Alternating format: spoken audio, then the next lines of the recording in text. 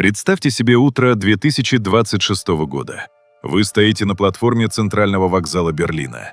На ваш поезд не идет в Париж или Варшаву.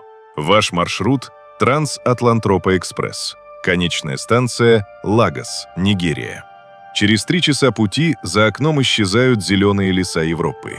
Поезд плавно переходит на магнитную подушку и ускоряется до 600 км в час. Вы въезжаете в зону, которую на старых картах называли Средиземным морем.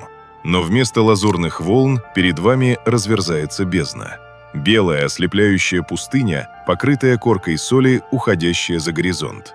Вдалеке видны скелеты гигантских кораблей, застывших в песках вечности. Ржавые борта авианосцев и танкеров теперь служат опорами для линий электропередач. Вы пролетаете мимо Венеции. Теперь это мрачная крепость на вершине 300-метровой скалы, к которой снизу ведут бесконечные лестницы и лифты. Это не сон, это реальность, в которой мы могли бы жить.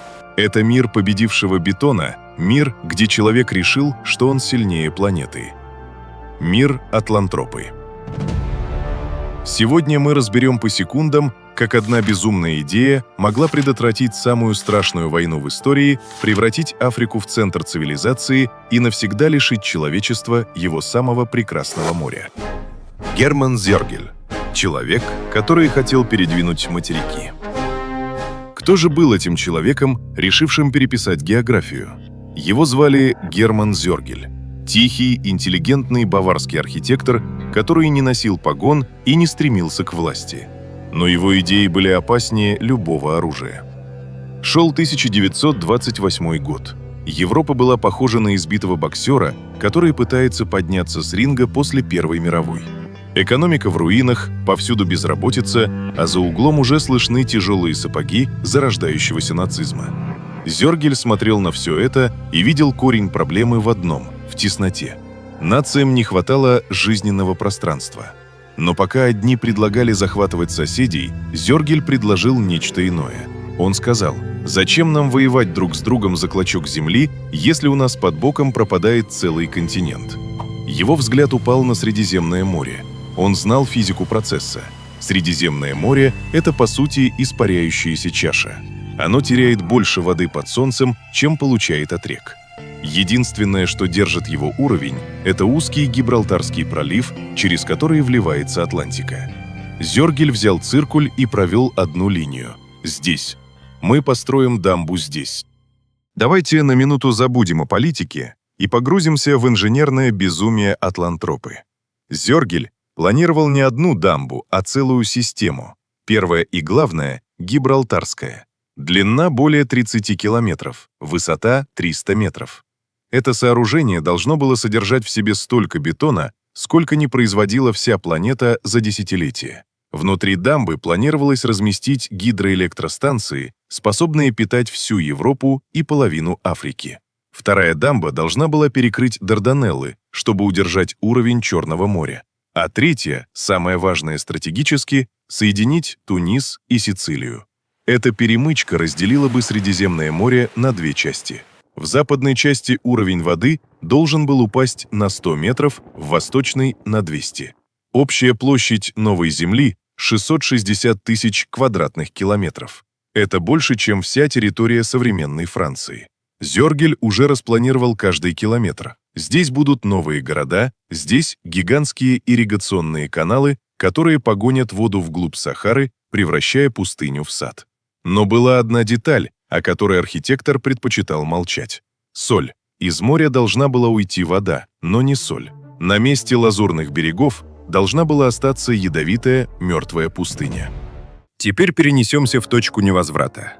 1933 год. В нашей реальности Гитлер приходит к власти и начинает подготовку к войне. Но представьте другой сценарий.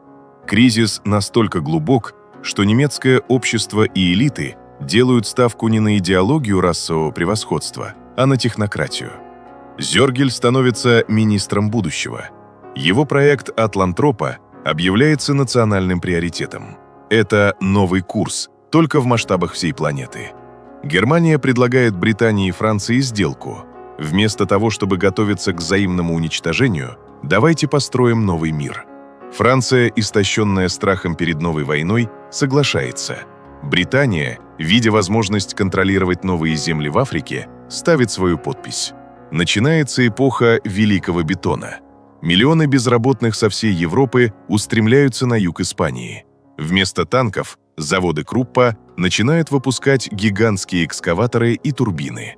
Америка, видя в этом крупнейший инвестиционный проект в истории, открывает безлимитные кредитные линии. Это начало глобального объединения Запада вокруг одной розетки – розетки в Гибралтаре. Но был один человек, который смотрел на эти стройки с нарастающим гневом – Иосиф Сталин. Для Советского Союза Атлантропа была смертным приговором. Если уровень моря падает, то Босфор и Дарданеллы превращаются в сухие овраги. Советский флот в Севастополе оказывается заперт в соленом озере. Весь экспорт зерна и нефти через южные порты блокируется. СССР оказывается в полной изоляции. 1942 год. В нашей реальности это время Сталинградской битвы. В мире Атлантропы это время, когда Сталин наносит превентивный удар. Красная армия не идет освобождать народы, она идет взрывать дамбы. Начинается война за проливы. Это уникальный исторический парадокс. Впервые немецкие дивизии, американские добровольцы и британские моряки сражаются на одной стороне. Они защищают не идеологию, они защищают стройку века. Представьте эти битвы. Танковые армады на границах Польши и Румынии. Советские бомбардировщики пытаются прорваться к Гибралтару, а им противостоят объединенные силы ПВО всей Европы. Ленд-лиз из США идет в Германию. Тысячи грузовиков, миллионы тонн топлива и запчастей текут в Берлин, чтобы удержать Восточный фронт и не дать Сталину сорвать сроки строительства дамбы. В 1946 году мир подписывает мирный договор. СССР, истощенный войной на два фронта, отступает. Европа выстояла, но теперь она навсегда связана обязательствами перед США и одержима идеей Зёргеля. Пути назад нет. 50-е годы становятся золотым веком инженерии. Гибралтарская дамба завершена. Первая турбина дает ток. По всей Европе зажигаются огни, которые никогда не гаснут. Энергия становится настолько дешевой, что ее не считают. Но береговая линия начинает меняться. Каждое утро жители Марселя, Генуи и Барселоны видят, как море отступает на несколько сантиметров. Сначала это кажется забавным, но вскоре наступает ужас. Порты забиваются илом. Миллиарды долларов тратятся на то, чтобы углубить дно, но море уходит быстрее. Появляются первые участки новой земли. Но это не сады. Это километры вонючей грязи, усеянные гниющими водорослями и мертвой рыбой. Зёргель уверяет, нужно подождать, дожди промоют соль. Но дожди не приходят. Огромная масса воды, которая раньше увлажняла воздух Европы, исчезла. Климат начинает меняться. Юг Италии превращается в выжженную прерию. Тем не менее, капитал неумолим. В Африке, куда теперь можно доехать на поезде, начинаются колоссальные стройки. Города Конго и Нигерии растут быстрее, чем Нью-Йорк. Там тепло, там бесконечные ресурсы, и теперь там есть вода из новых искусственных озер в центре континента. Давайте посмотрим на карту мира 1970-х годов в этой реальности. Вы не найдете здесь богатых нефтяных монархий. Саудовская Аравия, Кувейт, Эмираты – в этом мире они остались бедными кочевьями. Почему? Потому что Атлантропе не нужна нефть, у нее есть ГЭС. Весь транспорт Европы переведен на электричество и водород еще в 60-х. Мир совершил зеленый переход на полвека раньше, но не ради экологии, а ради экономики дамб. Ближний Восток превращается в депрессивный регион.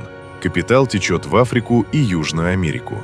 США и объединенная Атлантропа становятся двумя полюсами, которые контролируют планету. Япония и Китай создают свой блок, пытаясь повторить успех Зёргеля в Тихом океане, но глубины там слишком велики. Мир застыл в равновесии, которое держится на стабильности бетонных стен в Гибралтаре. А что же с технологиями?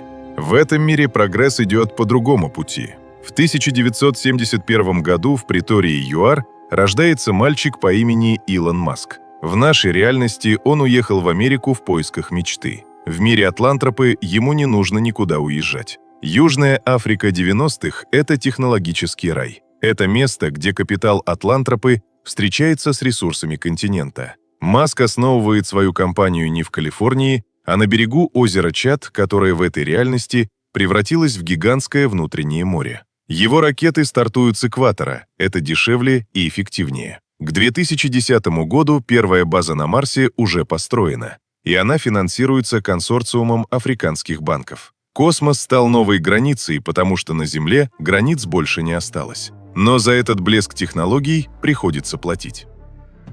И вот мы вернулись в наше время. 2026 год. Мир Атлантропы выглядит величественно. Небоскребы нового Карфагена возвышаются на 2 километра в небо. Энергия бесплатна, болезни почти побеждены благодаря африканской медицине. Но выйдите за пределы города. Средиземноморская впадина – это зона вечных соляных бурь. Гигантские вентиляторы пытаются разогнать ядовитый туман, но соль проникает везде. Жители бывших прибрежных городов Европы страдают от хронических заболеваний легких. Греция и Турция фактически заброшены, там слишком жарко и сухо. Появляется поколение голубой планеты. Молодые люди, которые никогда не видели настоящего моря. Они смотрят старые фильмы, где люди купались в лазурной воде в Ницце и не могут поверить, что это было правдой. Для них море – это миф.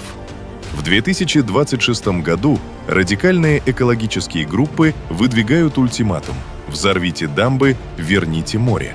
Но политики знают, если открыть шлюзы, гигантская волна высотой в 300 метров сотрет с лица Земли 300 миллионов человек, живущих на дне. Мы заперты. Мы построили идеальный мир, который стал нашей тюрьмой. Герман Зёргель погиб в 1952 году. Его сбил автомобиль на пустой дороге. Многие верят, что это было убийство, организованное нефтяными компаниями или спецслужбами СССР. Он умер, так и не увидев триумфа своего проекта. Атлантропа – это не просто история о дамбах, это история о человеческом выборе. Мы всегда ищем простой выход. Нам казалось, что можно просто осушить море и решить все проблемы – бедность, войны, тесноту. Мы думали, что Земля – это конструктор, который можно пересобрать под себя. В мире Атлантропы не было Холокоста, не было Хиросимы, не было миллионов смертей Второй мировой. Но в этом мире нет и моря, которое дало жизнь нашей цивилизации. Каждый раз, когда вы стоите на берегу и смотрите на закат над водой, помните – это богатство, которое мы сохранили лишь потому, что один архитектор не успел завершить свой чертеж. Мир Зёргеля был миром без войн, но миром без души. И, возможно, нам очень повезло, что мы живем в реальности, где Атлантропа осталась лишь на пожелтевших листах бумаги. Берегите то, что невозможно построить из бетона.